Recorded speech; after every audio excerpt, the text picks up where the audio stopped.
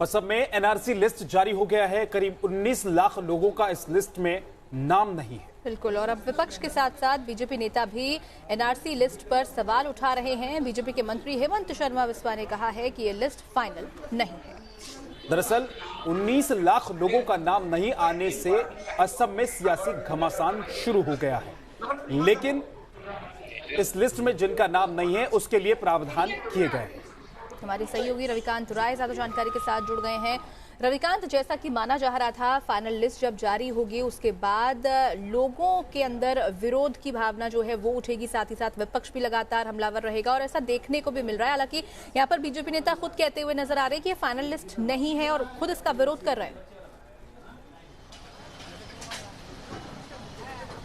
देखिए, एनआरसी की final list आने के बाद भारतीय जनता पार्टी, कांग्रेस और दूसरे दल भी एनआरसी की लिस्ट पर सवाल उठा रहे हैं।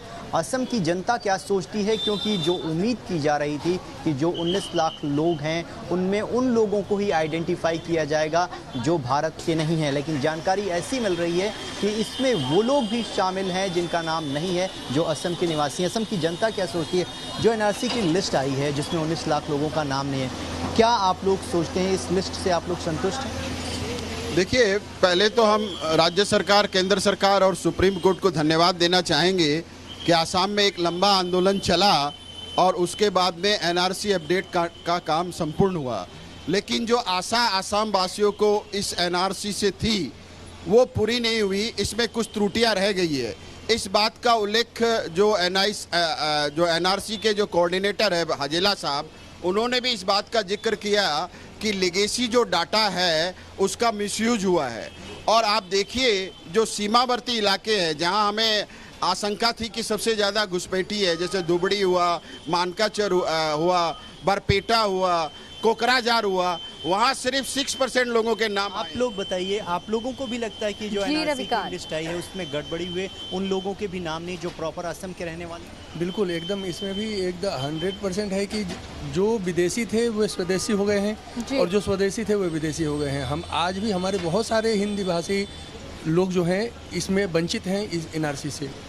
चलिए, आप सुन सकते हैं कि एनआरसी पर जो असम की जनता है उसका क्या कहना है। उनका ये कहना है कि कुछ जो डेटा है उसमें गड़बड़ी हुई है, जिसकी वजह से जो असम के जो प्रॉपर रहने वाले लोग हैं उनका नाम भी एनआरसी की फाइनल लिस्ट में नहीं आया है। हालांकि सरकार की तरफ से कहा जा रहा है कि 60 से 120 दिनों के बीच में जो फॉरेन ट्रिब्यूनल बनाए गए हैं उनमें आप वैलिड डॉक्यूमेंट्स के साथ जाइए, अगर कोई गलती हुई है तो उस त्रुटि को सुधारा जाएगा।